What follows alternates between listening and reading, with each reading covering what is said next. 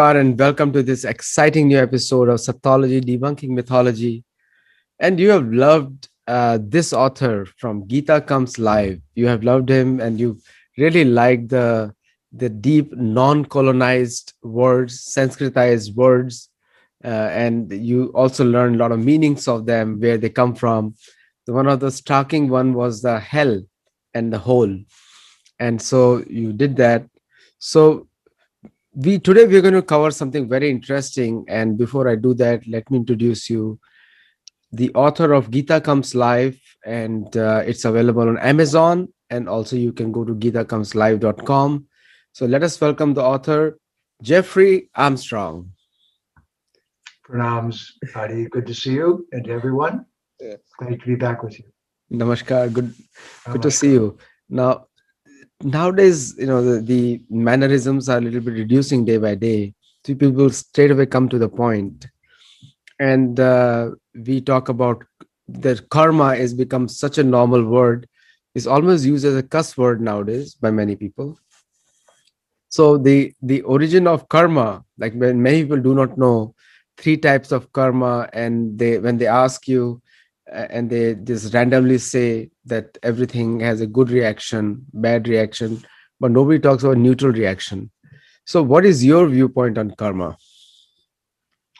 Well, Adi, I'm a Jyotishi, so I'm a karma mechanic. It's my profession, one of them, to talk about how cause and effect unfolds over time. But you know what's happened to Western civilization? Their time has been stolen because they think they only have one life. And it's all a matter of perspective, but how can you understand cause and effect with a relaxed attitude when you think any minute you're going to be gone forever? And it's a completely unfair deal. You only get a few years, you only get to do it once. You were bad before you came here for some unknown reason. It's a horrible way to look at your life. So it's difficult for people to get happy with cause and effect when they're angry about having only one lifetime. What a way to put it. You're a karma mechanic. So I've never heard anyone say that before. So do you think that the karma works in a machine form? Well, no, it actually works in a much more interesting form. It's a conversation with the devas and the devis. And we've made everything into a machine. In fact, we're being made into machines. That's the plan right now, is to get computers inside us and not have us need to be human anymore. So be careful, don't get dehumanized by machines. The reason the devas and devis are there as nature is to remind us that we're all beings, that we're all persons, that we're all individuals, and that we've come here as individuals, and that they as individuals are making our food, they're making the cycles of nature work, but that's karma too.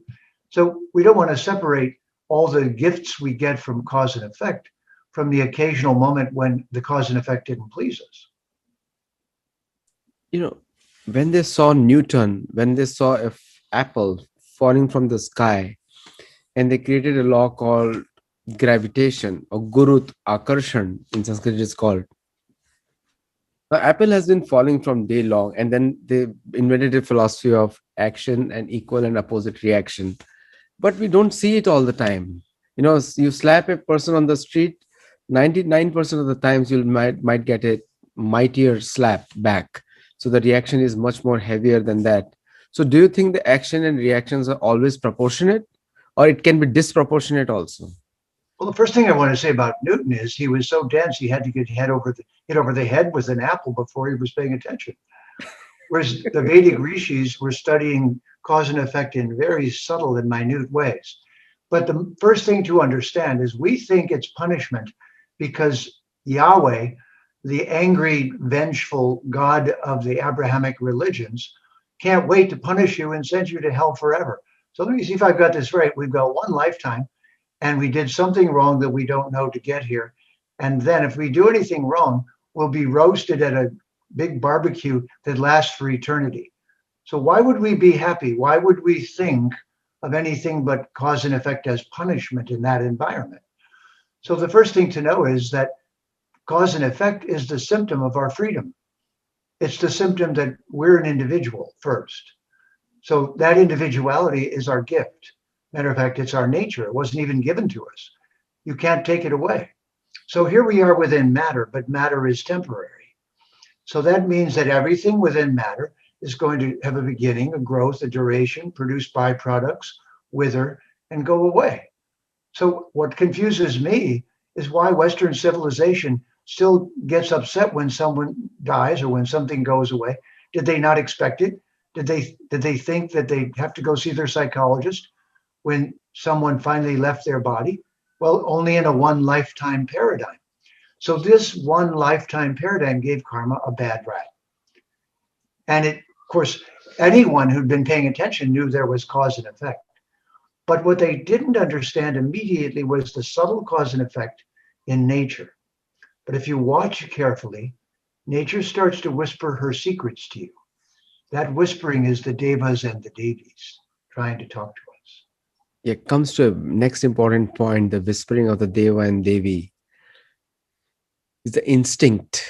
Is like this, you know, animal instinct, and comparing to animal instinct, what is, Prabhupada once, he was walking on the beach and he saw the spider running away from the feet in Juhu, and they thought that, so he's commented that there's no such thing as instinct, there's Paramatma. And you mentioned Deva and Devi, and so the concept of Paramatma is so alien, like somebody who's watching your karma, who's going to be holding you responsible. And so when they ask those kind of questions, that who's watching you, and so like there are no secrets actually in the cupboards, because everywhere someone is watching you. So how do we explain that to a person who has never heard these terms of Paramatma? Well, the first thing to understand is that it's actually something that Paramatma said as Krishna when Arjun saw him in the cosmos. You remember in chapter 11 of the Gita, Arjun says, could you just tell me how you entered into this cosmos? Apparently innocent question. But the final punchline is, I came in as time. So you're an immortal individual, but I am time, and everything in this realm of matter is on a timer. As soon as you turn it on, it's ticking. But there's not one timer. There's thousands of them that were all put in motion at different moments. So all of those are waiting to reach their peak, to, you might say, ripen. So it's better to think of karma as a garden. We have this garden that we're growing. And that's why when the karma is ready, it's called prarabdha. The fruit is ripe. Right.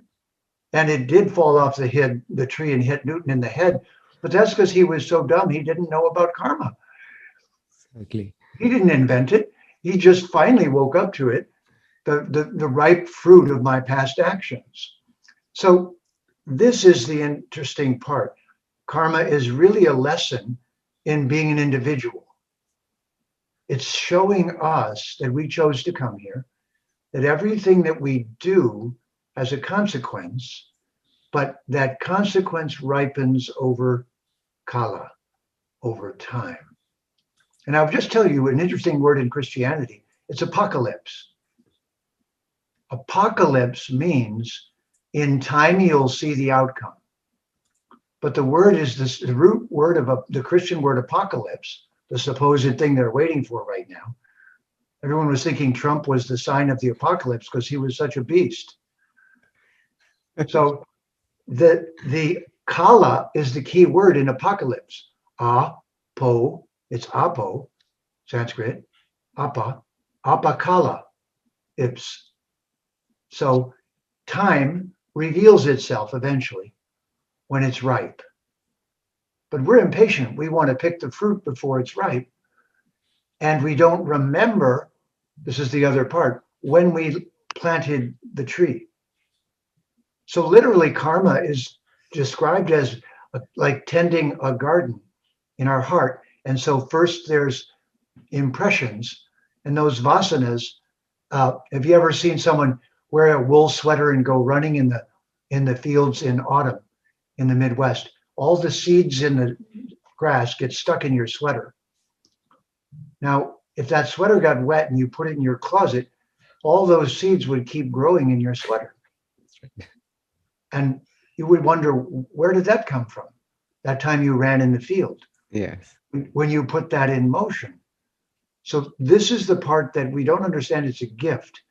If we tend the garden, then we can grow beautiful things from karma.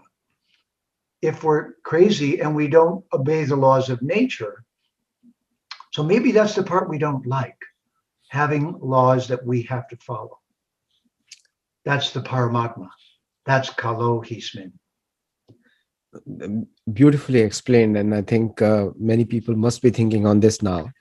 But one another question that comes to people's minds and is generally, and it's very interesting the way you put things together, is when you talk about the karma, they want to know everything about it. But when it comes to just one social media account, random Facebook account, they don't want to know anything about it. How many servers behind it? Who are the copy editors? Who are going to read your tweet? Who is going to be read with? They don't know all that information. They don't want to know because they are just blindly. But for anything to related to karma, they want to know everything in half an hour. And Adi, I wish they did, because during COVID, every time somebody tells me these people died, I say, wait a minute, you give me statistics without demographics. So you don't tell me anything about them. So how can I know why they died? You're telling me they died of COVID, but they were 90 years old and had three other diseases. So it could have been a bad cold. They could have gotten a mosquito bite and left their body. There's a so if you don't, this is very important to understand. If you don't give demographics with statistics, and statistics means cause and effect, it's meaningless. If you don't know the context of cause and effect, it's meaningless. And this is what the real term buddhi means. It means the ability to analyze everything according to cause and effect, context. It's called time, place, and circumstance. Desha, kala, patra. Patra. Person also means person. So everything we do should be measured according to the time. Is the time appropriate? The place, is the place appropriate for what we're trying to do? But what we don't like is that there are already laws governing nature. That's Paramatma. As you ask about Paramatma, the indwelling, willful consciousness that has already created everything a particular way is what we're ignorant of, and then we're angry and resentful that we're ignorant of it. The biggest problem in society is that we want to be the judge, the juror, the victim, and the person who is being judged, all of them together. And the big gorilla in the room is the scientist, the word scientist. And because, and being coming from software background, and we know how the softwares are developed and how they are installed and all how they work. It's not a something which is like a divine, that is, if the software has something, then everything will be true, because a software can have faults also. Till date, Microsoft has not been able to resolve their bugs for last 40 years, despite earning trillions of dollars in revenues. And the so when we come to forums like Wikipedia, Quora, you know I have a simple logic. When you want to talk about karma and these kind of intricate topics, you have to go to a person who is actually living that life. You are not going to go to a grocery a retailer on a Walmart cashier, and say, hey, can you talk to me about karma? It's the same example is like you go to Wikipedia and Quora and try to find out karma. It's the same thing, or asking a cashier at the Walmart store. But the problem is people have loaned their brains, buddhi, to somebody else. They said, you keep my buddhi, I will pay you money. So it's like outsourcing their own brains And so somebody else is thinking for them and feeding the narrative. Hey, you need to think this way. Asking questions about karma is bad, it's not according to my book. Asking questions about Paramatma is bad, it's pagan or Satan. So these kind of very faulty ideologies are going through, and people, genuine people, have questions, but they are being shut up by the system. So what do you say on that? Well, I think the root pagan is probably from pay again and pay again and pay again. I would like to welcome everyone to the Karma Cafe. You can order anything you want, but the waiter only brings you what you deserve. So we look around and think, why is everyone getting something and I'm not getting it? Well, dummy, because they knew how to get it and they acted according to the laws of nature. So it was delivered to them. So this is the learning that we're resisting. And the problem is, as you suggested, that our leaders, at least in Western civilization, don't want us to be smart. They want us to be sheep. They want us to be led around and told what to do, which is what COVID is also. We're now being led by the nose. And I like to say, it's a masquerade. We've been forced to cover our humanity and put a mask on and avoid each other. Now, that's the most ridiculous thing you could possibly do in a world where you're learning from and interacting with other beings. What you're going to make is society and the whole civilization is going to fall apart. But we don't ask any questions. We don't say, wait a minute, why? Why this one? Why is this flu different? I've gotten the flu a million times. I didn't quit seeing my family, stop going anywhere. I saw a lady the other day. She was 90 years old. She got a ticket for going to church, a $250 ticket for going to church. She might catch COVID from the Supreme Being. I don't know. But so all this insanity is because we don't know how to think. And we don't know how to think because we don't understand cause and effect. And we don't know that life is created by divine intelligence. So we're really in a pickle here. It's really amazing. You asked the right question. What are the demographics? And probably with all the statistics and numbers throwing around, then this year the number of deaths should go by at least 500%, 500,000 up in the US. But it is not. It's the same like last year, 1.5% increase. And very intelligent question maybe, if all our healths are improving, our lifestyles are improving, why the number of hospitals are needed more nowadays? Very logical question, but we need more. Now, another idiosyncrasy that comes to the mind, especially related to this karma, is, and you touch upon many important points, Deva, Devi, and Paramatma. So another comes is responsibility, responsible action. Hmm.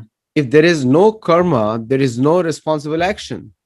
So now you have to tell people your duties and rights, because there is society doesn't believe in karma. So it leads to spoon feeding. So like dumbing down the population. So actually, without a karma philosophy, you are making the whole set of people uh, becoming like waiting for instructions now, like this is how you should do.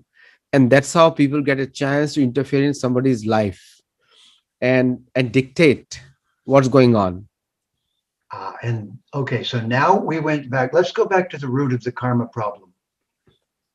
Why is cause and effect so difficult to understand? You said it when you said Microsoft didn't fix the bugs in their software. Why? Because no one could force them to. All right. So let's just go back in history a little bit, about 400 years. Okay. Back to the time of Columbus.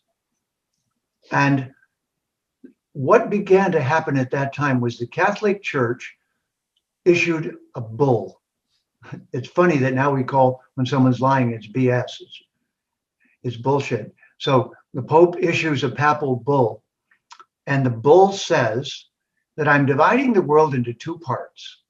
And anyone from our culture, the Portuguese, the Spanish, basically, he divided the world between them and said, go out in the world. And if you go to a place, you can discover it. That means if there's no Christians there, you can take what you want, dominate the people, make them your slaves, rape them, pillage, steal what they own, but finally make them Christians and do it quick because the apocalypse is coming. The final days are coming. This is all going to end soon, so don't ask any questions. Just go take everything. Now, that made the first corporations.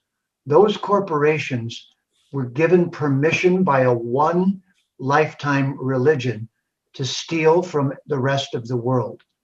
I got to tell you this honestly. This is the karma the world is getting right now because this is how 400 years ago all the countries of the world, India, the rest of them, all the First Nations, how they were offended, damaged, ravaged, had everything stolen. They were raped and pillaged in the name of Jesus, okay, by the Catholic Pope. And it was called Discovering You. Now, all of those outposts into those cultures became corporations. A corporation is a group of people trying to make profit, but they're not held accountable to anyone except the shareholders. So that means they have no moral values. So corporations have no moral values. They have a CFO, they have a CEO, but what they don't have is a CCO, a chief conscience officer. And so we live in a world that is lying to us. They make junk food, it's poison. They sell it to us. We feed it to our children. It makes them sick. They catch COVID, not because of COVID, but because they're sick, because they're living a sick lifestyle against nature, eating poison, eating junk food manufactured for them by people making money, still colonizing them. So the real truth is we live in a colonizing world, which we call corporations, and they have permission to make a profit without having any moral values. And no one wants to say this because the ones making all the money don't want to say this. But I learned this from the Vedic civilization, that if you do something, you're accountable. And if you make a profit, if you withdraw energy from the planet, there's a consequence. But if you feed people poison, which is what half our food is, and if you have an agricultural system that's destroying the planet, which is what Monsanto is, and I'm mentioning names today, we have to get honest about this and quit being asleep about it. That until we stop colonizing the planet and working with it and start working with the cycles, we're going to get some terrible karma, and we're getting it. So true. The diseases which have come in last 400 years, and since you took me back to 400 years, I remember a very beautiful term called Columbian exchange, and which you know very well. What was the Columbian exchange? So when Christopher Columbus landed in Barbados in 1492, and after that became the program where 70,000 Barbados women were taken back to Spain, and then after that the pogrom, I say, not even the pogrom that was initiated in the way of smallpox and other flu infected Europeans being settled, and the healthy women being married to create a crossbreed so that the identity is completely destroyed. And that's how we get mestizo population, which has practically no identity left over there. So therefore I call it a Columbia, and it was euphemistically called Columbian exchange. It was not exchange, it was a complete removal of the original population completely, and it came to North America from that side. And we have seen what has happened in conquistadors, a little bit difficult for me to pronounce, but and we have seen all the history. And you have seen that, you have already told the karma bank and the karma cause and effect, and it is still going on right now.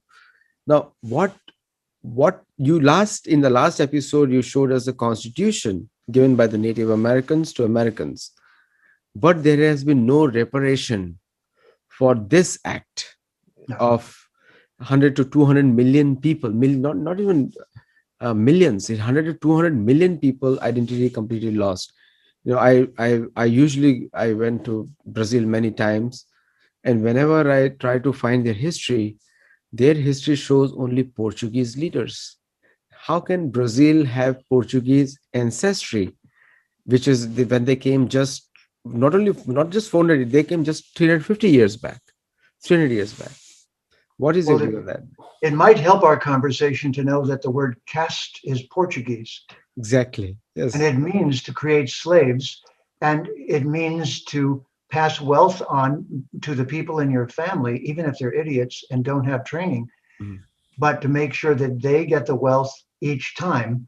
So we've really been living in a world of slavery and enslavement that has been done in the name. And it makes me sad to say this and let it be associated with Christ, because whoever Christ was historically, he apparently was a lovely person and was probably a yogi and had learned knowledge from India.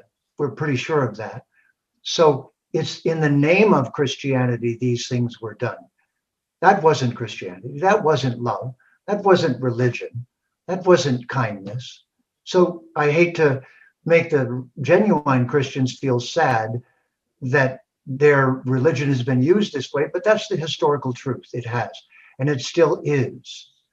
And why the Vedic culture is so feared and disliked, and why it's denigrated, and so much propaganda is spoken against it, is because it's a, and this is the word we are leaving out again, it's a time based civilization.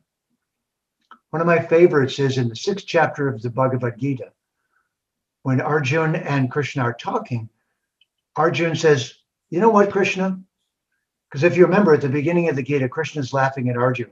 You're one of the toughest warriors on the field. You drop your bow and you're standing here crying like a baby on your chariot with all the soldiers watching. This is awkward and embarrassing. And he's laughing at Arjun. Okay, so then Krishna describes yoga. And then Arjun says, "You know what? I think it would be easier to control the wind than to control your own mind, than to control the manas. So I think you're asking me to do the impossible." So he's laughing at Krishna. Then he says, "So look, what if you fail? Then what happens? What if you try it, but you fail?" This is one of my favorite scenes because I call the devas in Devaloka, Svargaloka, our cousins because they're the other side of the coin. So Krishna says, well, if you do, if your yoga wasn't perfect, you go to Svargaloka.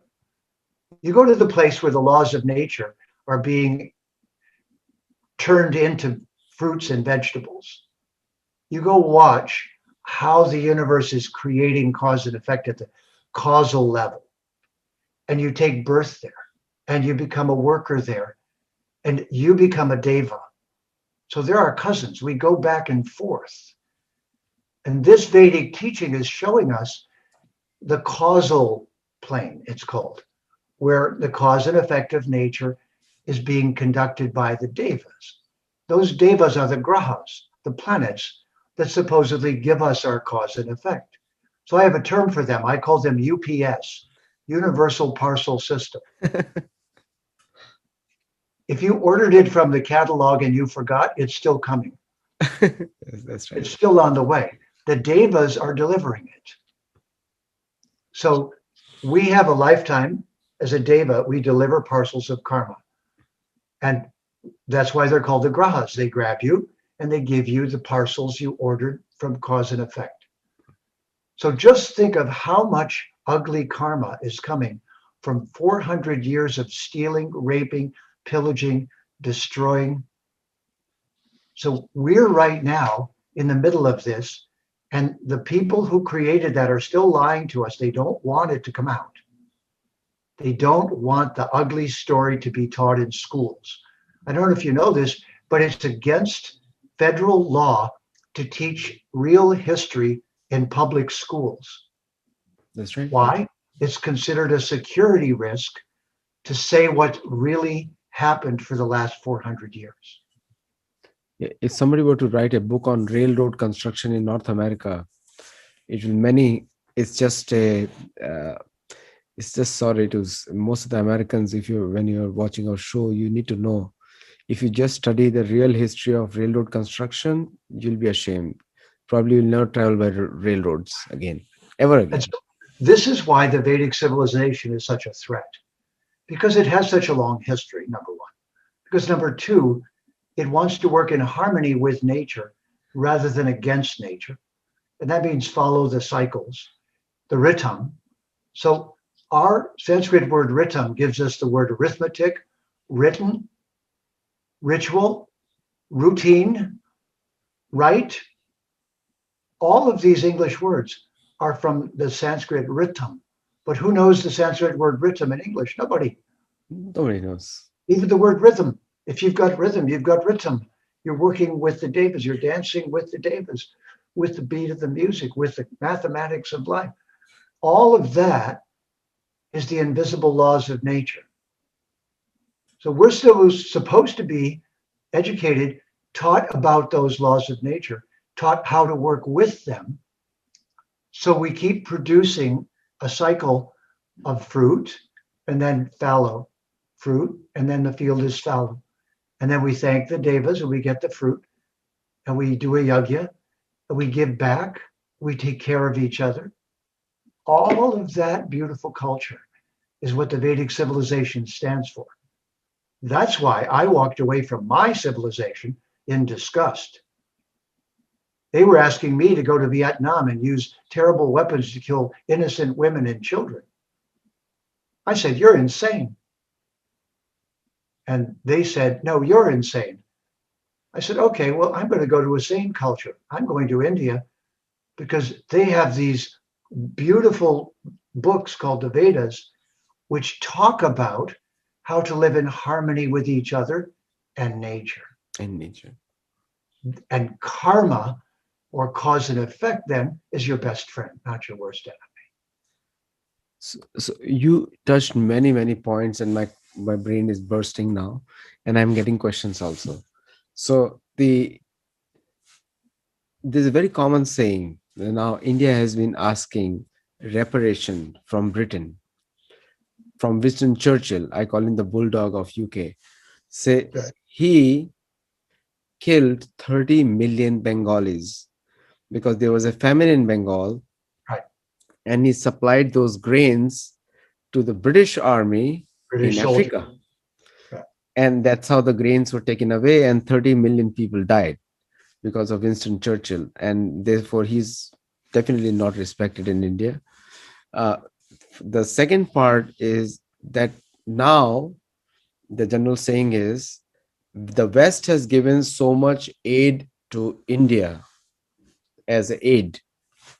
I said that doesn't compare anything because India gave 3.5 million soldiers in World War One, 2.5 million soldiers died for the British Crown in World War Two, and plus spent 75 to the entire British expenditure of the military forces borne by India, taxes on India, and that was the reparation. Plus, you stole everything. So whatever opulence you see in Britain is practically coming from the colonial oppression over there. Now, this is the historical fact. So, a reparation, just say sorry is enough right now because nothing can be changed right now. But at least acknowledging it and saying sorry. Now, then the logic comes in. We gave you trains, and Americans say we gave you aid. Well, since last 10 years, India has refused all American aid. India has not taken any aid because they are economically very sufficient right now. They don't need aid. But what they actually need is sorry. Because what has actually happened is that good karma doesn't negate bad karma. So when you have worked on, when so many atrocities have been done on South America, Native Americans, and India, which was also colony, even the US was a colony. Right. uh, Now, just now you're doing giving back, it doesn't work. So the good karma doesn't negate. It's like a criminal activity. You cannot negate it in the court by doing as many bad activities, good activities as possible. Your punishment may be reduced, but still you'll get a punishment for the criminal act you performed. So what do you say on that, sir? Well, Adiji, because we're talking mostly to college students, I want to give you a wonderful Sanskrit word. The Sanskrit word is student. Mhm. It's stuti anta. Satyanta. Beautiful. One who studies the scripture, the Shastra, Uh-huh. and therefore understands what the conclusion will be Yeah. of behaving a certain way. Mm. Anta, antar, what will come next? What is Veda Anta? What is the final Vedanta. conclusion? Correct. What is the Anta? Stuti Anta, student. Yes. Stuti Anta. Yes. So all of you students are not supposed to be stupi antas. A stupa is actually a pile of the five elements. The English word stupid comes from the word stupa, and a stupa is the just five rectangular objects stacked on top of each other, Mhm. representing the five elements out of which matter is made. That's called a stupa. The English word stupid means to be as dumb as a post. You're not supposed to be a stupi anta and believe what you're told. You're supposed to be a stuti anta and see where you're being led and whether you're being correctly informed. The student phase should be a radical phase. That's why we called our Gita radical, because it isn't revolutionary wanting violence. It's revolutionary if you just want truth. Satyam, I think you called it Sattology. That's right. So clearly, this dedication to just say the truth with a loving, caring, compassionate, usually with a deeply broken-hearted voice, because you're feeling the suffering of so many beings. The last time I was in the UK, someone took me to the British Museum. I'd never been. I call it a den of thieves. Absolutely. There were Actually, things that every it's not a Indian goes museum. there. Every Indian goes there, writes the comments, thief, thief, thief. That's the only thing they write in the comment book. I saw deities. I see a whole set of Navagrahas stolen from Bengal. I see all of these beautiful deities taken from temples, someone's precious object of adoration stolen. I see it here, and proudly it's being displayed. Look what we stole around the world. It should say British den of thieves, where all the booty was taken. So the only thing I can say to students is that what made me shift from Western civilization to the Veda was it had more truth. And it was a civilization of sat, of truth tellers. I went from sad to sat. And then there's a responsibility. You have to try to speak the truth lovingly, compassionately, but clearly. And this is karma. The world is right now, when you see democracy the way it is, as I said last time, given to them by the indigenous. And now Democrats and Republicans hate each other and they're behaving despicably. I say we need a dharmocracy. Yes. We need to start aligning ourselves with nature again. And this is the Vedic civilization. And that is what karma really is. We're not in charge here. We're a part of here. We're visitors. We're on a visitor's visa. We should be polite. We should work with the laws of nature and the devas. So this to me is what the student stage of life should be. We should stay students our whole life. Studi anta. You touch upon law of nature. Now, Rita. again, yes, Pratham. Now, when we talk about law of nature, now today the law is made by the mankind, which may work, may not work, especially when we face a hurricane or a tsunami. Then everyone remembers the law of nature. But similarly, is the law of karma. It's going to come, and so the people believe in the man-made laws, but they cannot see the biggest magic in the world happening every morning when the clouds carry the water across in the sky. That's the biggest magic which is happening. Tons and tons of water flying, and you can have a plane flying through it. You can have, and it irrigates or sends water to a large area.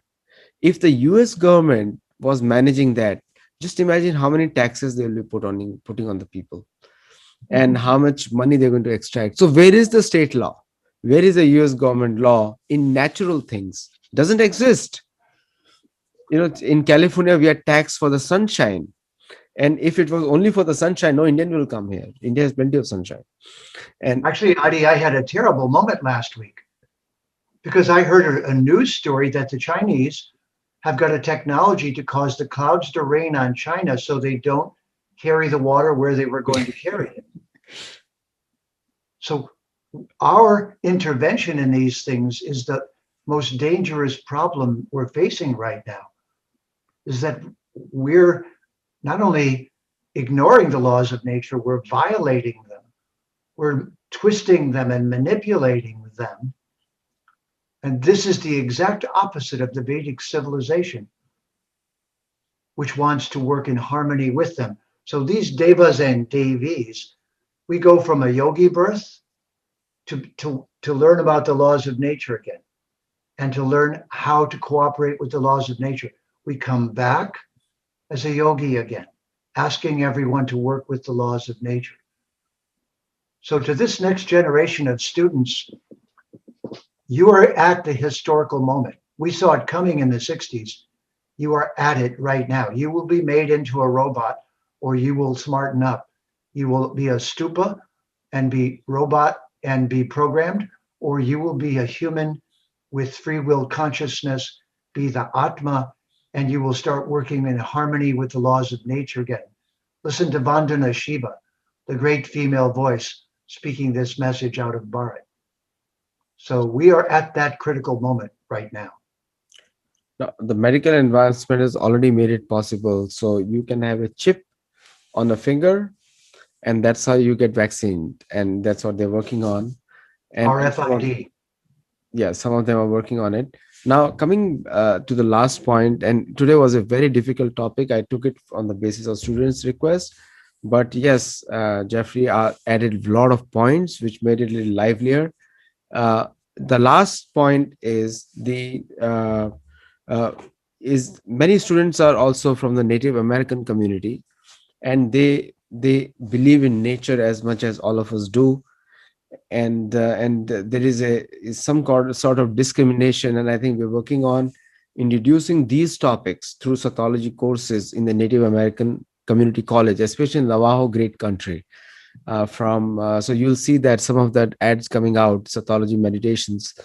Now, last point here is karma, akarma, vikarma. Now, very simple three definitions. What do you say according to you?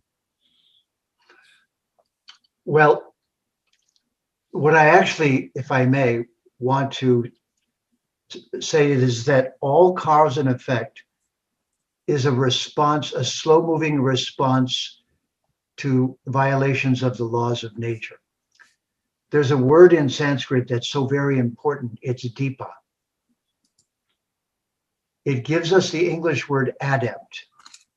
Adept is someone who can handle any situation.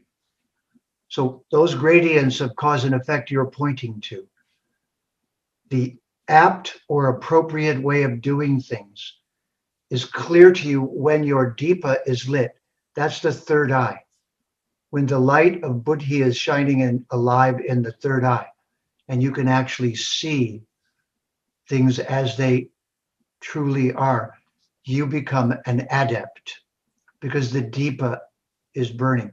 This last week, I learned a word that the word guide, Guide, when you hear UIDE, the U is a V, and it's V-Day.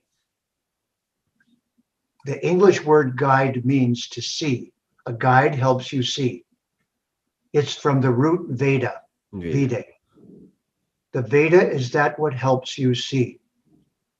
If you're in the midst of cause and effect, and you are an adept, and your dipa is lit, your lamp is lit, and you can see, or if you have a guide, but that's what guru is. Guru is a guide. Gita is the guidebook. And it allows you to see. So I call the guru a seeing eye dog for the third eye impaired. This is the light that they have put out. Right. This is the eye they have poked out. Open that eye and you will see all the subtle cause and effect, all the shades of meaning, and the fire that comes in you from being the Atma will burn off all that negative cause and effect by the grace of Paramatma. Adi, you lead a wonderful conversation. I love being here with you. Thank you, Jeffrey. And for viewers who liked it, do ask me more questions. And I'm going to next topic. I'm going to make it history on colonial history, where Jeffrey is a master in that, especially related to the church-based history, because you need to know. And we are not trying to criticize anyone. We're just trying to discuss so that we learn, and because many of these things are not told in our textbooks. And do watch out for my next book on Native Americans. Sorry, I'm selling myself, but I'm going to go to Chile to interview Mapuche tribe, which is the oldest living tribe which has connections with Ramayana, Sugriva's travels.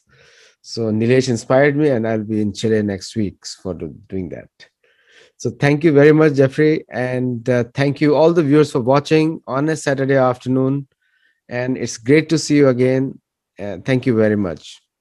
And thank you, Adi, for keeping the Jnana Dipena alight, for keeping that lamp burning.